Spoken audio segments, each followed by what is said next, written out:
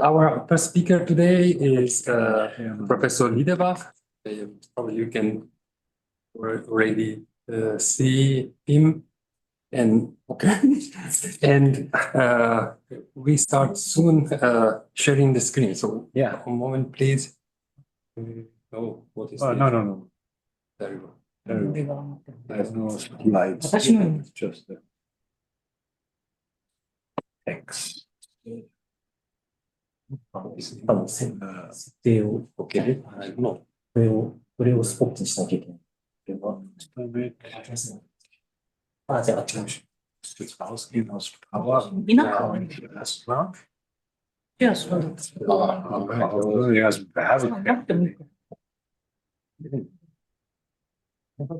Das muss erstmal raus. That's from your tongue. Okay. Nochmal.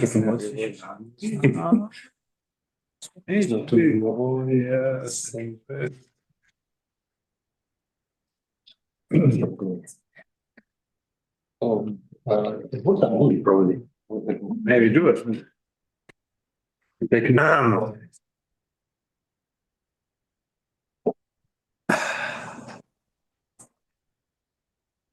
Okay. Right. Sharing. Oh. Okay. Okay. We can start.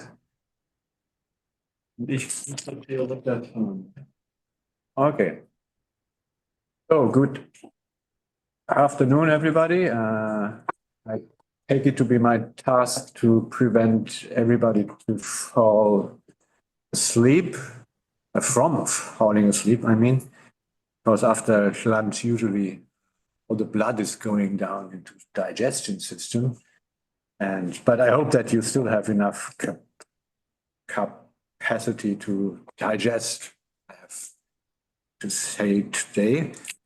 And I entitled my talk Distance and Proximity, Watsuji, Heidegger, and the Task of World Philosophies in quotes, in quotation marks, because I still don't really know exactly what's meant by that term, word philosophy. So maybe we can discuss this thing later in the Q&A section.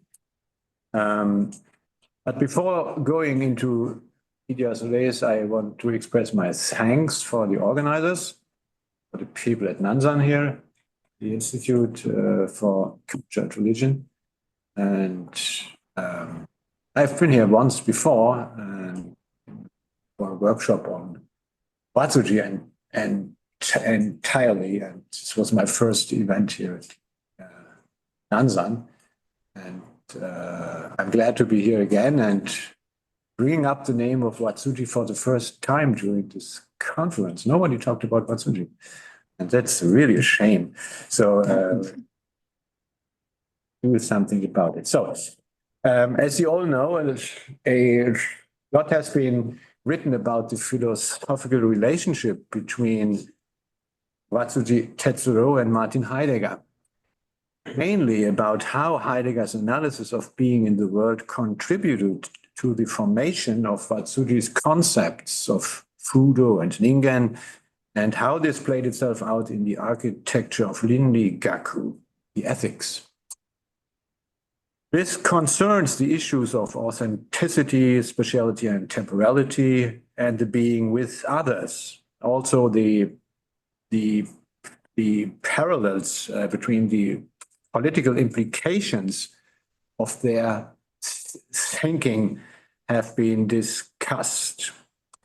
In our research community, the significance of Watsuji, the philosophical significance of Watsuji, is hardly questioned. Similarly, beyond question is Heidegger's role in bringing about this significance. After all, it was the encounter with being and time that gave birth to Watsuji, the philosopher.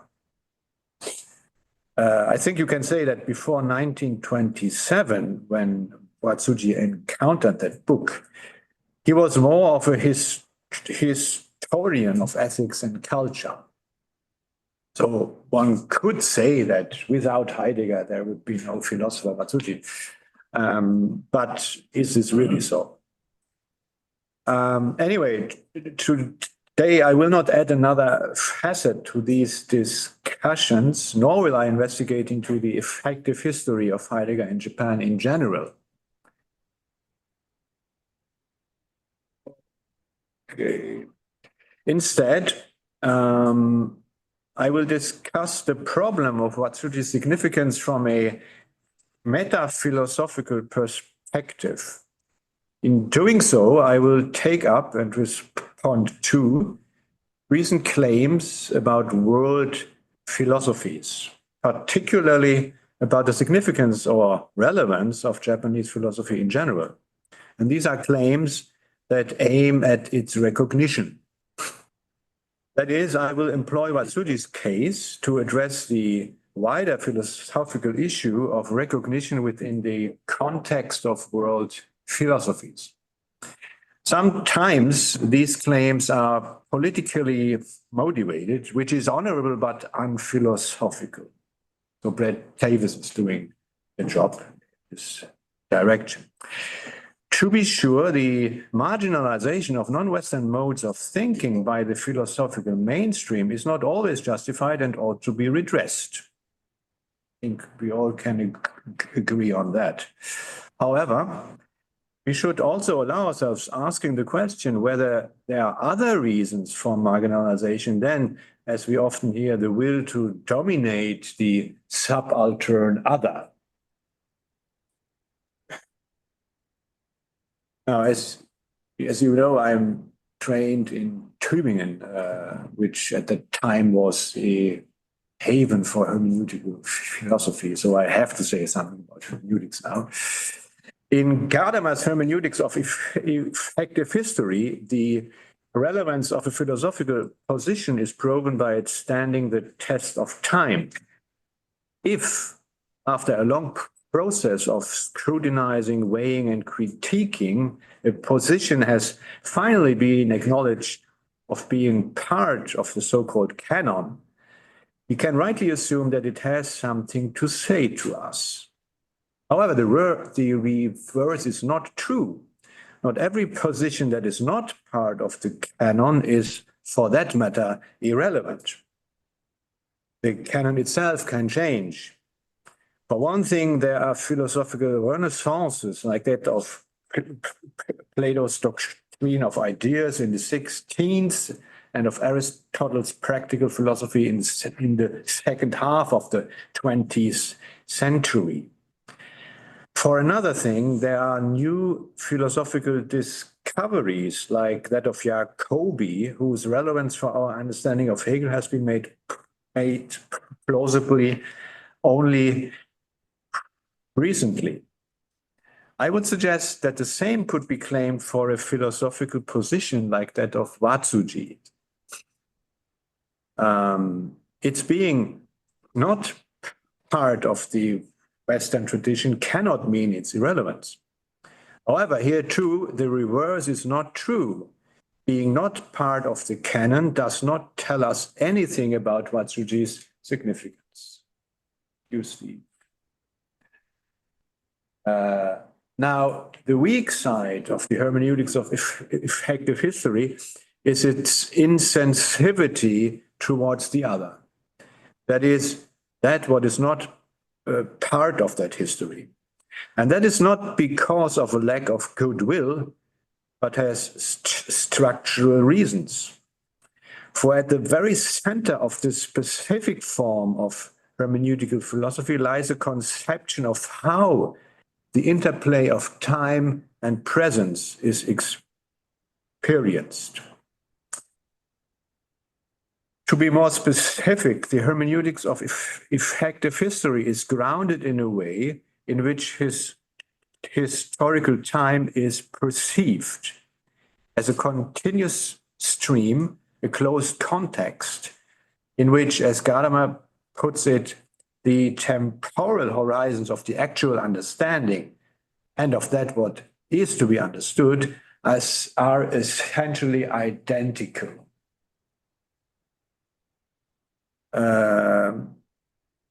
For that reason, Gadamer can characterize the act of understanding as an entering into a transmission event, das Einrücken in ein Überlieferungsgeschehen. Now, this is not to say that within the hermeneutics of effective history, there would be no distance between the to be understood, which lies in the past, and the actual understanding, which takes place in the present. Actually, there is such a distance, and Gadamer calls it the distance of historical time, historischer Zeitenabstand. However, this we should see a script.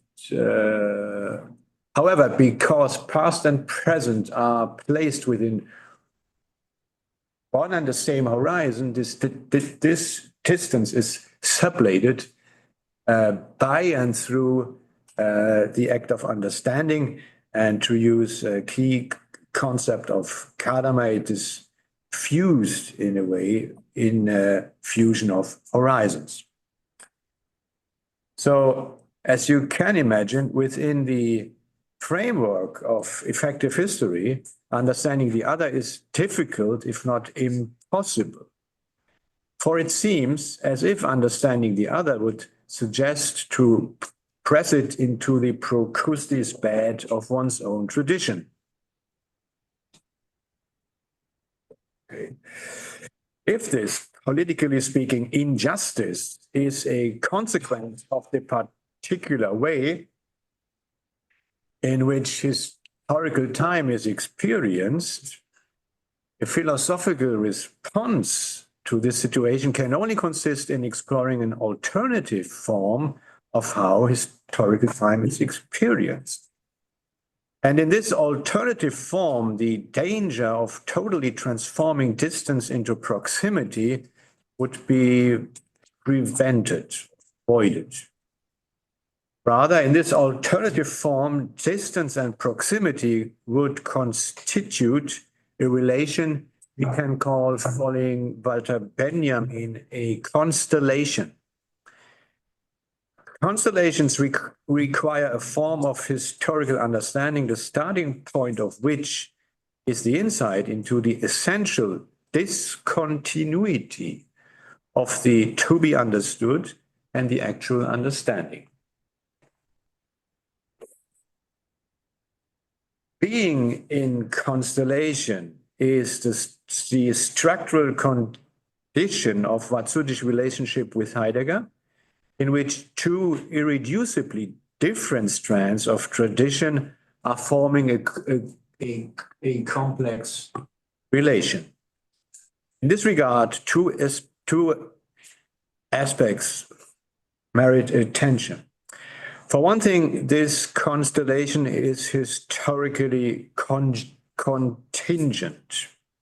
One could argue that it was the forced opening of Japan in 1853 that set into motion a chain of events that led to processes of modernization, which in turn triggered the philosophical responses by Watsuji et al. For another thing, the constellation is deliberately chosen. That it was Heidegger who had this catalytic impact on Fudo and Rinrikaku is a result of Watsuji's choice, his decision to enter into a dialogue with being and time. Other Kyoto school philosophers made different choices. This cannot be made comprehensible within the boundaries of the hermeneutics of effective history.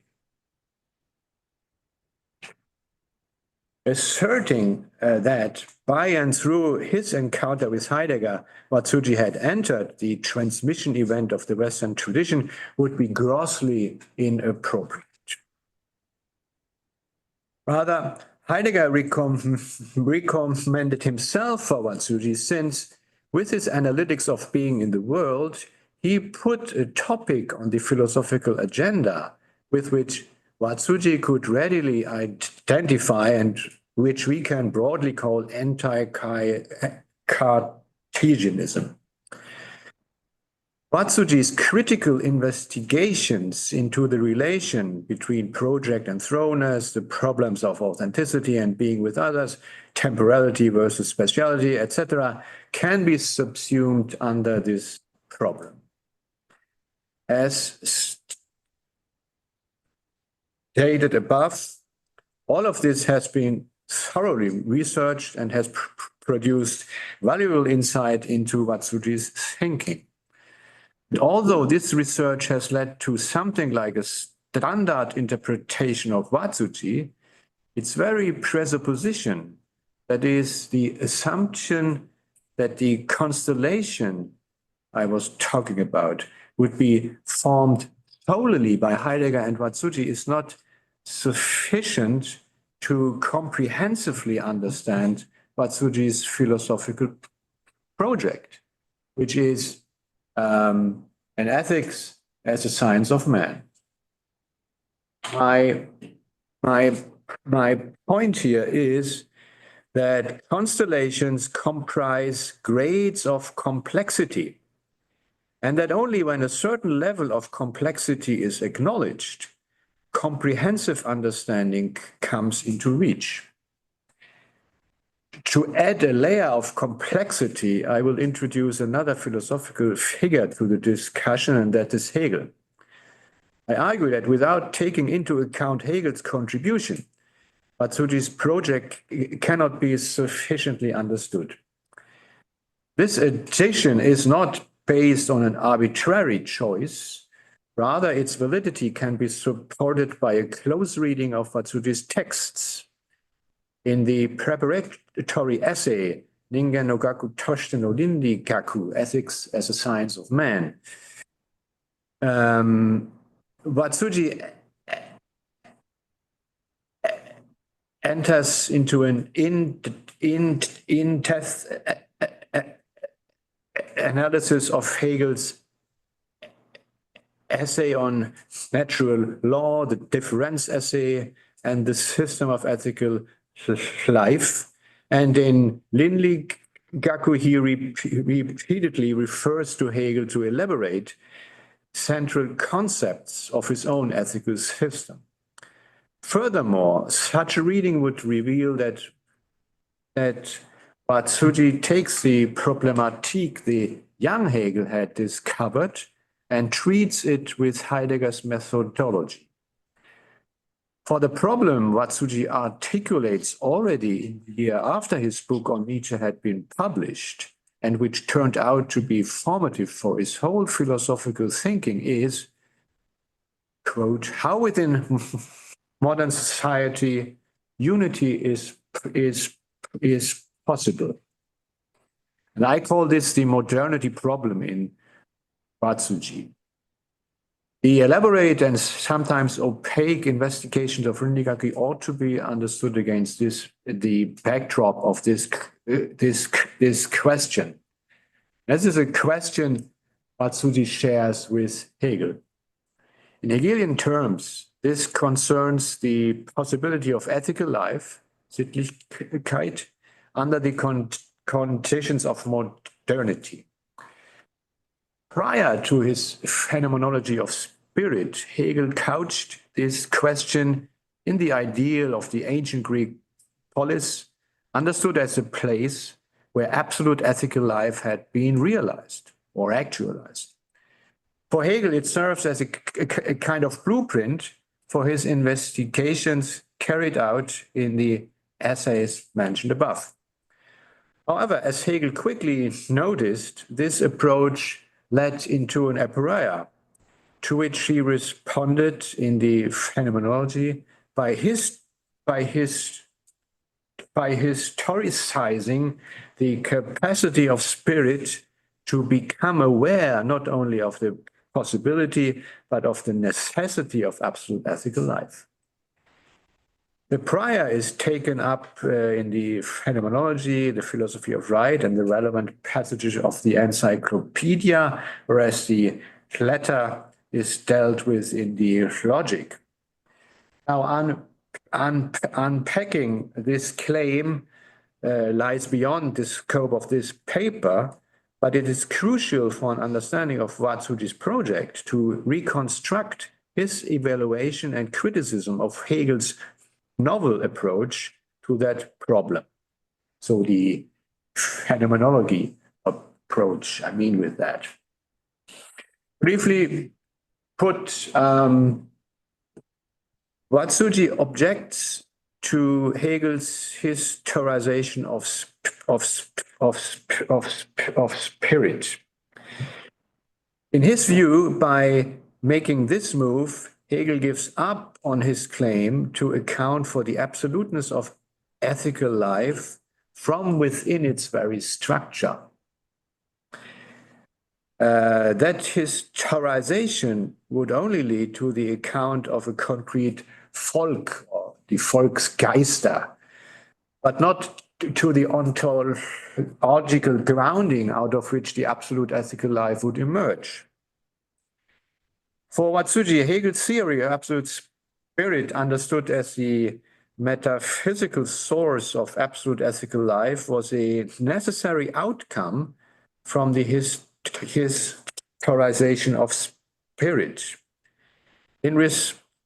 In response to this, in his understanding, bad metaphysics, Watsuji proposes an a priori structure of human existence that is meant to provide the ontological foundation of ethical life without any metaphysical superstructure.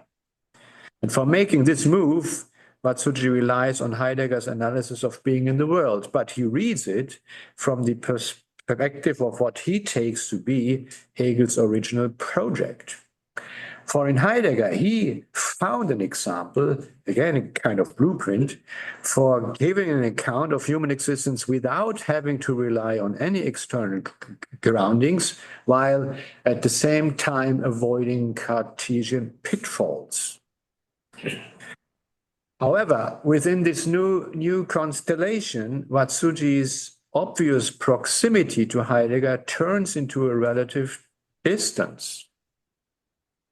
For Watsuji's confrontation with Heidegger in the 1930s is mediated by Hegel.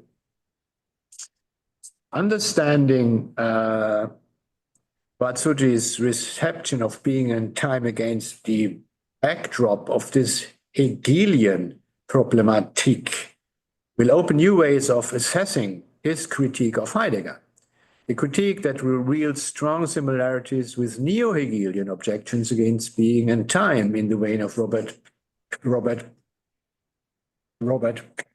Pippin and others. Reading Watsuji's text against the backdrop of this constellation allows for interpretations that are more encompassing than the possibilities that can be disclosed by, say, a Buddhist reading of Watsuji. While the Buddhist tradition has left clearly visible traces in Watsuji's writing, it is less easy to see how, from a Buddhist perspective alone, Watsuji's investigations into the structure of the family or the state could be made intelligible without losing sight of the modernity problem of Watsuji.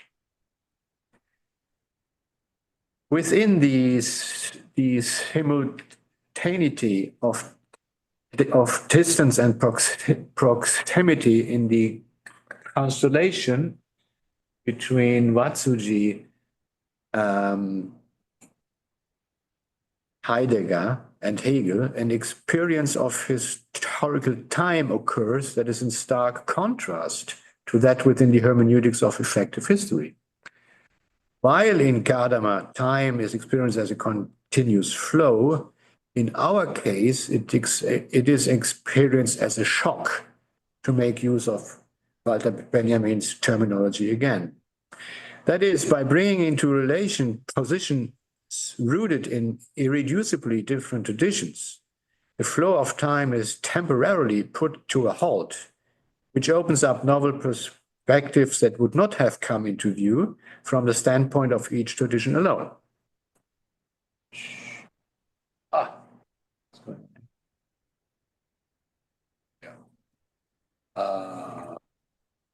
Moreover, with what within this experience also becomes clear is the active role of the interpreter. For one thing, it is Watsuji who brings together Heidegger and Hegel into a constellation within which distance and proximity are related to each other in the complex ways sketched out above. For another, it's us, the present interpreters, who are making explicit what in Watsuji's texts is only implicitly at work. And in making this constellation explicit, we further develop its implications in a manner that was not available to Watsuji. That is, we as interpreters are introducing novel perspectives to the discussions which open up new aspects of distance and proximity. For instance, the distance between Watsuji's view and Hegel, Watsuji's view on Hegel, and the results of recent Hegel scholarship, which is really huge. It's a huge distance. Or the proximity of these results to Watsuji's own philosophical agenda, which is quite astonishing how close they are. As is easy to see, the situation has become so complex that it cannot be resolved with the conceptual means of the hermeneutics of effective history. However, this form of historical understanding is still relevant since it preserves the significance of Hegel, which in contrast has been denied by the constructivist positions that in turn have exerted a significant influence on the research of Japanese philosophy, particularly in the Anglophone world. The philosophical relevance of Watsuji must be shown, I would hold, within the constellation of Watsuji himself, Heidegger and Hegel, as it appears in Watsuji's texts, and the accomplishments of recent Hegel scholarship, which go beyond these texts. This complex situation allows for transcending purely immanent text critique without relapsing into an attitude that utilizes Watsuji's thinking for developing one's own philosophical agenda. Okay, thank you. So a case in point is David Johnson's attempt of a partial re-enchantment of nature by employing the concept of Fudo.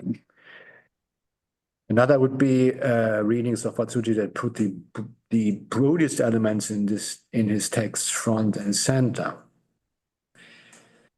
So while such approaches produce interesting results, they are begging the question in many regards.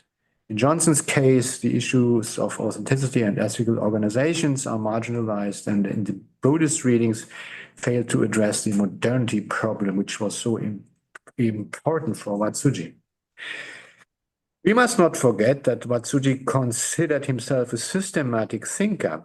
And even if we do no longer believe in systems, what we owe to Watsuji is taking his self-understanding seriously.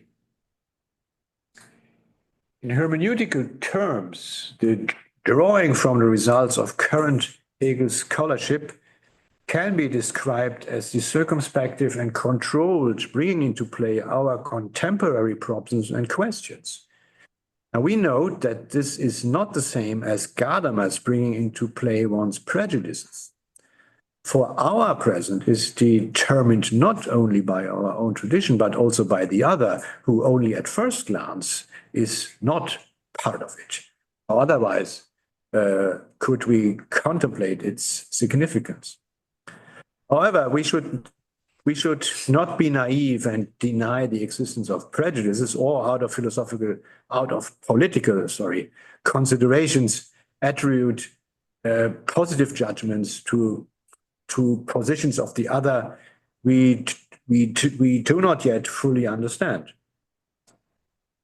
For what comes into view in the novel perspectives opened up by a constellation can never be significant per se. Only by means of careful critique can be revealed whether or not a position has something to say to us. And our ability to listen depends on our capacity to think through the complexity of constellations like that of Watsuji, Heidegger, and Hegel, including the recent reassessments of the latter. So in complex constellations, I argue, we discover the universal structure of so-called transcultural philosophy, or for that matter, world philosophies. Only by acknowledging a certain yet unformalizable grade of complexity, such philosophizing can bring about relevant results.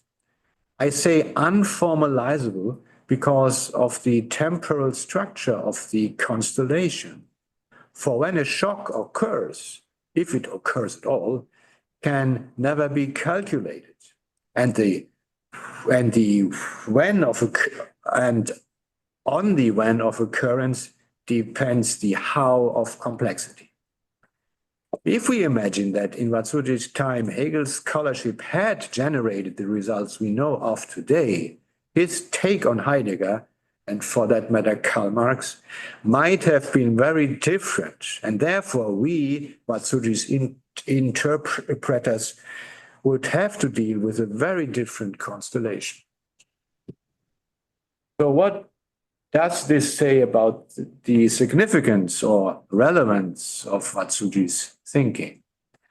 A comprehensive answer to this question would require at least one monograph.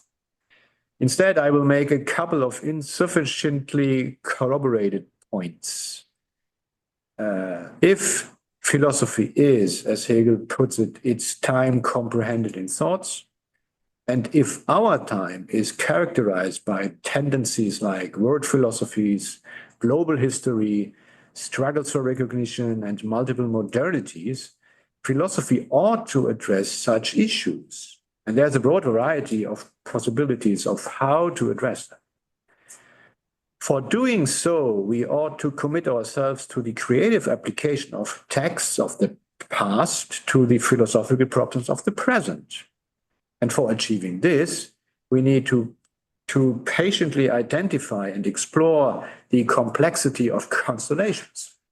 All of this depends, of course, on our commitment to read carefully. As to the case of Watsuji, such a commitment could or would lead to the following. I've listed here 4 points.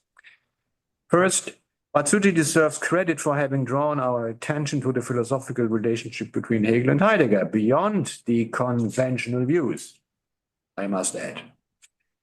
Second, after Watsuji, we realize the limits of a Heideggerian reading of Hegel. Maybe we could compare Watsuji with Steve Hoagland's reading of Hegel. Third, reading Watsuji gives us reason to address the question of whether systematic thinking can be historical. And fourth, from Watsuji we can glean the problem involved in applying Schmuel and Eisenstadt's conception of multiple modernities to the field of philosophy. So while this list is necessarily incomplete, the topics themselves give rise to another concern. At least issues 1 to 3 are not exclusively dealt with by Watsuji. Many other philosophers have written many illuminating things about them. In order to decide whether or not Watsuji has to say something significant about them, we would have to bring him into dialogue with those other philosophers working on the same issues from different perspectives. In other words, we would have to discover constellations that cannot be drawn out from Watsuji's texts alone. So, for instance, Watsuji and the recent Hegel's scholarship. Point 4 is somewhat different. Since the problem of multiple modernities has not yet made its way into philosophy. In my view, here we go. In my view, it is particularly this issue to which Watsuji can contribute something significant. At any rate, proving significance of a philosophical position is hard work, and recognition at face value leads us nowhere. Thank you very much.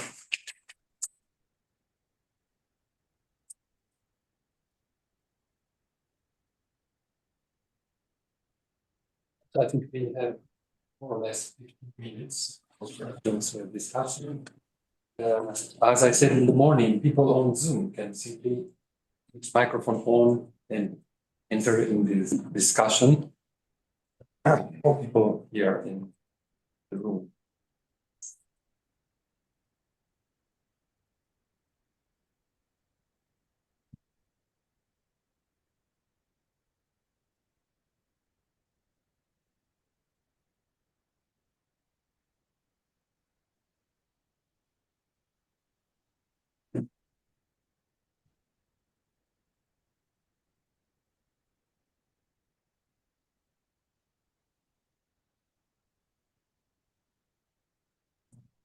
Yeah, that's a very bad thing to have a talk after lunch breaks. Yes. Nobody's ready. Okay, yes, Steve. I know what I want to ask. This is a question of how to ask it. As you know, I'm sympathetic with this idea of constellations.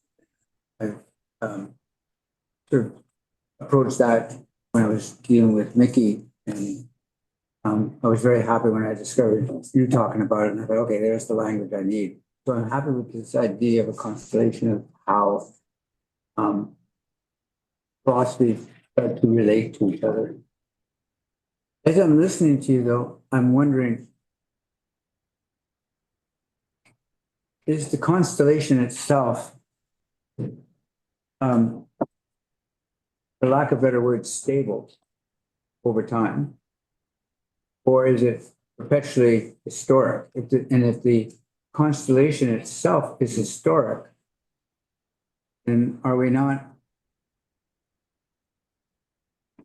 perpetually on a sort of, every time we enter into the constellation, it changes. Then we've changed our positions. And what we were talking about has already changed. I think it was Deleuze who said a materialist is someone, an idealist is someone who gets to the train station and knows where the train is going to take him or her. A materialist is someone who gets on the train, and where the train was going to go is never where they thought their train was going to go. They know that. So I'm wondering if this constellation is historically situated as a mechanism of history, such that every time we talk about even the constellation or enter into it, is trying to understand that configuration, we've always already changed it. In which case, how do we then salvage, quite frankly, this notion, make it productive for us? Yeah. So I think this regards the problem of how time and presence interplay, right? Which is at the heart of the hermeneutical problem. So by bringing into play this notion of constellation, I try to suggest an alternative view of how historical time is experienced, how we as philosophers can interpret philosophical texts. An alternative view to this Gadamerian effective history, right? This is not to say that and I think I've mentioned it once, that the Gadamerian view is wrong. I think that we can comprehend, understand, experience is target time in the way God talks it, which is a stable, relatively stable affair. In Benjamin's case, it is not stable at all. It's shock. So, and here are two different ways how present is understood. In Benjamin's sense, and he explains it with the French Revolution, right? Something novel takes place there. This is really an instant break, whereas in Gadameryan terms, it's more of a space of presence. And I think we are never in the position to purely experience one pattern alone. I don't believe that. I don't believe that we just are jumping from instant to instant to instant, have only dots and no lines between them. So it's a logical question. Yeah, but it's not an experiential question. I don't think that we experience things like that. That we talk to each other and we constantly talk. It happens from time to time, but it doesn't happen all the time that we constantly talk cross purpose. I think if we look at our experience, that's not the case. I don't know whether this is sufficient answer to your question, but I would stress the experiential dimension of hermeneutics here.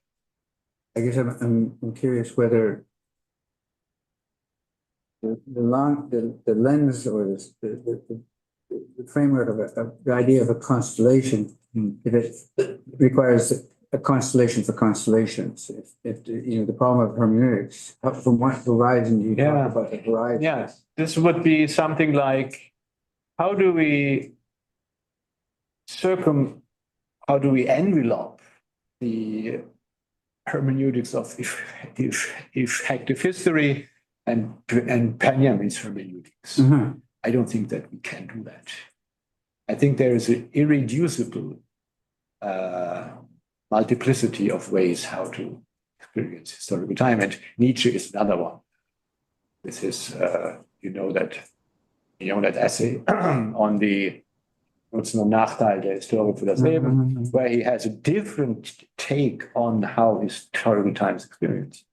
Right? And I don't think that you cannot somehow reconciliate or transform these three modes of experiencing historical time into one superstructure. If that were the case, hermeneutics would be irrelevant. We would need it. But we would have superstructure, and this would be fine. We are not fine with that. We are doing hermeneutics, actually, because we need it. So I don't think that there's a constellation of constellations. So this is not a transcendental approach here. This is a hermeneutic approach. It's different. Hey, Professor Ohashi, please. Thank you. Do you listen? And can Yes. you hear? Okay. First, I have no objection to your lecture. I'm glad to hear that. But I have one question. Would you say that the relation of distance or simultaneity,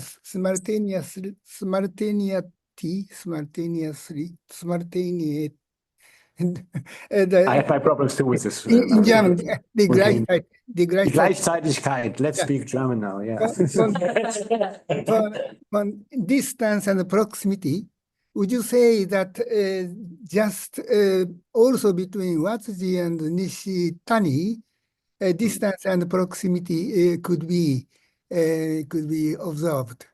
I ask this question partly because Watsuji once, in what text you know surely this place, in a text, Watsuji talked about his impression or thinking or view that the that the gleichzeitige, what is gleichzeitige in Japan? The Zeitgenosse, Contemporary. Contemporary thinkers in Europe, like Gogarten or Heidegger and so forth, to these philosophers, Watsuji has had intimate feeling, familiar feeling, and to think that they are the contemporary thinkers. And my first question, not Hegel is named, Heidegger is named, but not, and what is the named also Gogarten, and so I don't remember. I don't remember all names. But my question is, if you would like to talk about the distance and the proximity also between Nishitani and Watsuji, because the both talk about the emptiness, and so the both use the expression the absolute emptiness, and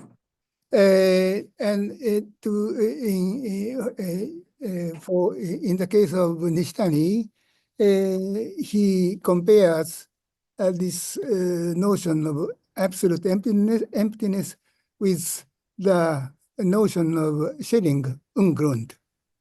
And Watsuji quoted this word from some text of Mahayana Buddhism. Now, insofar, the both thinkers are common and have a proximity. But in my view, Nishitani thinks further in direction of religion, while in Watsuji, his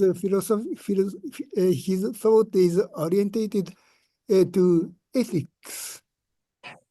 And so distance, proximity between Nishitani and Watsuji is clear.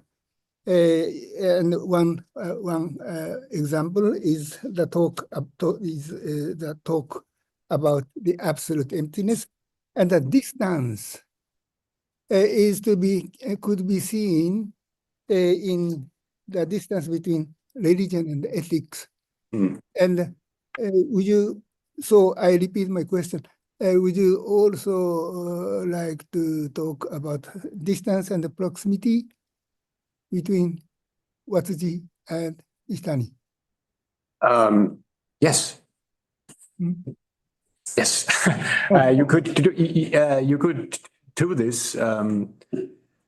And as you know, of course, Watsuji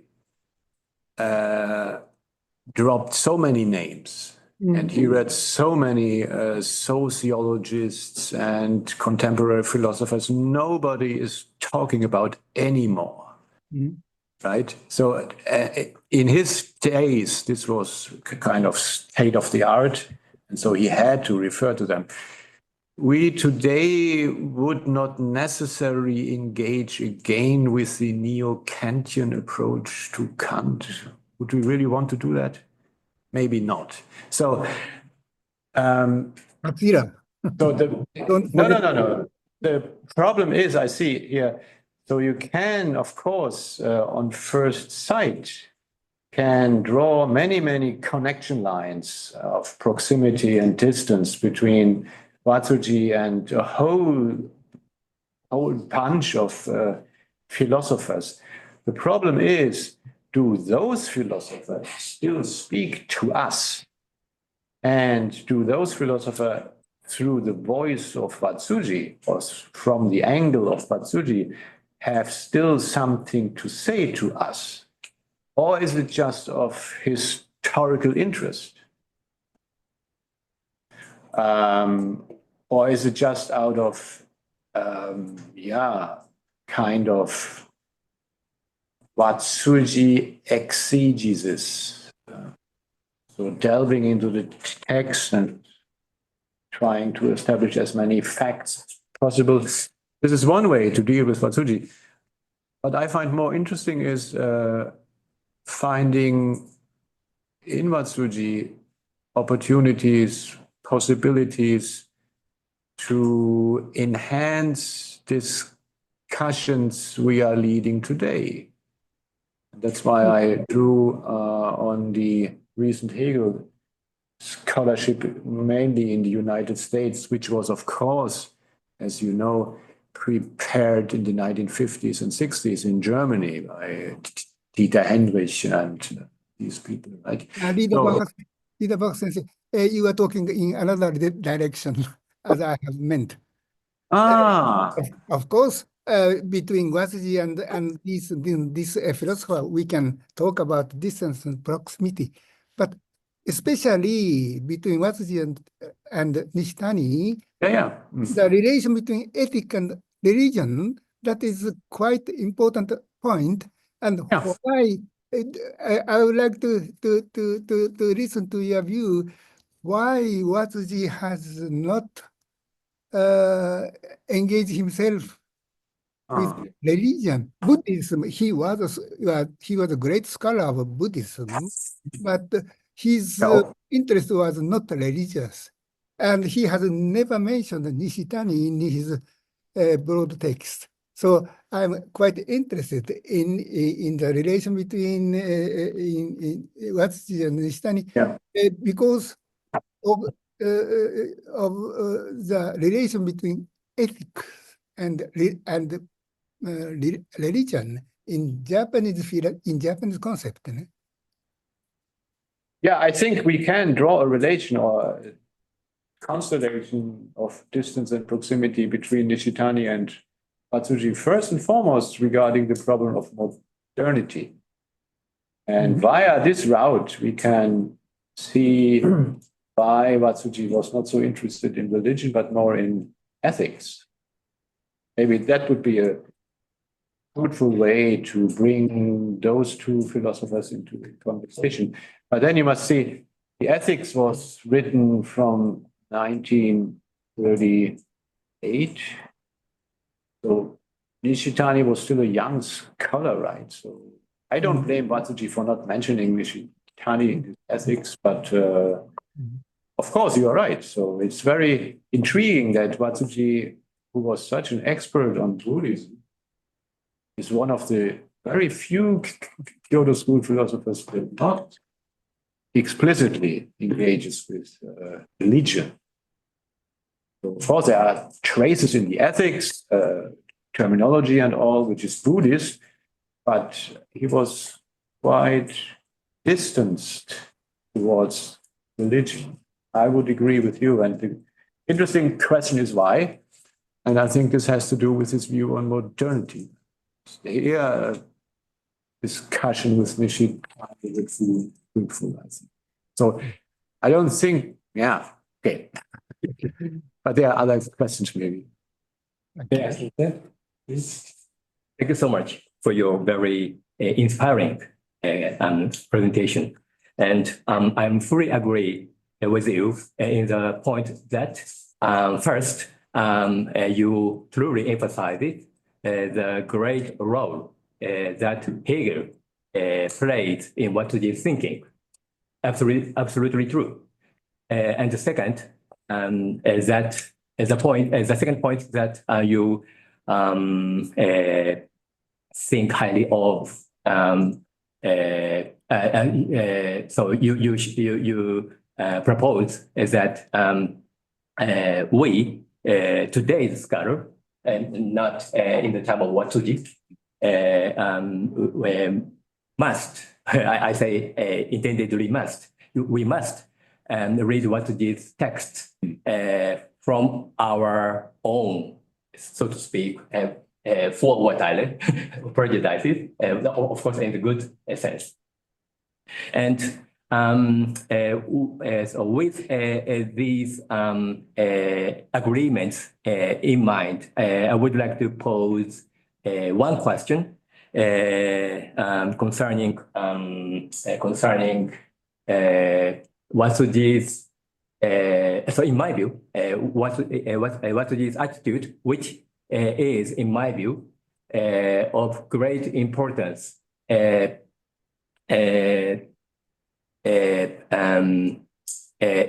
his book, Fudo. I mean, by this I mean Watsuji's attitude toward capitalism, or in his words, 経済組織, so economic systems. Of course, Watsuji is strongly against capitalism. I believe, in this sense, he is a typical thinker toward capitalism. This is one of the main purposes of his book, Watsuji, according to my reading. And I believe also that because of this, Watsuji, albeit partly, thinks highly of Hegel, in particular his philosophy of right, where Hegel criticizes the so-called civil society or bourgeois society. But I was wondering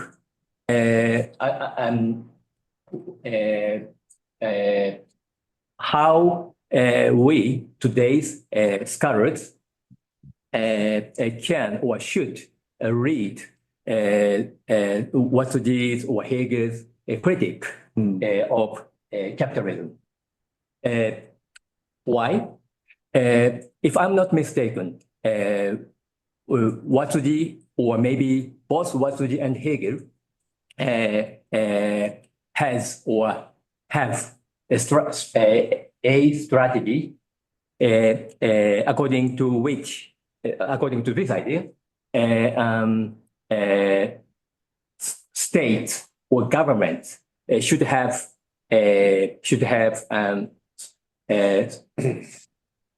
great powers to control economical markets or economical systems, so that capitalism cannot go so far. Yeah. And of course, this idea may be able to be interpreted a kind of national socialism, because governments have great powers, and at the same time, governments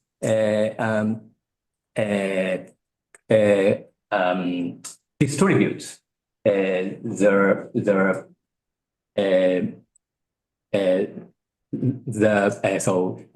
many monies that capitalists had to its own peoples. But of course, when we as is well known, the situations have greatly changed from Watsuji's time, in the sense that nowadays markets or capitalists have incredibly strong powers. They control, they have a massive control over the whole world, so beyond boundaries between countries. And under this great pressure of capitalists, states should or must subordinate and these great powers of capitalists. And of course, in this situation today, we cannot have Watsuji's or Watsujian or Heideggerian idea of of the so-called national socialism, because the power balance is upside down. So I was wondering what you would say about these ideas. I mean, Watsujian or Hegelian idea toward anti-capitalistic idea regarding the situations of today. So, do you have any idea? No, not exactly, but I see the problem of this predatory capitalism. It is way different from that one which Hegel did experience, or Yes. Watsuji did experience. Yeah. Yes. Experiencing capitalism on a totally different scale now.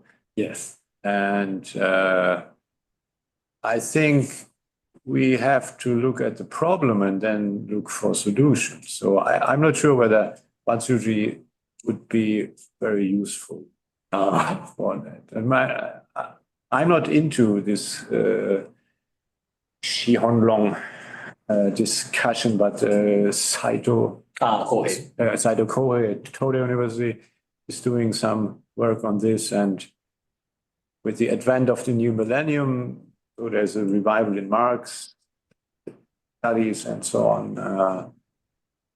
So there's going on something in this scene. Yeah, you would have to sorry. No problem. Really explore whether or not Watsuji or Hegel have something to say. Okay, thank you.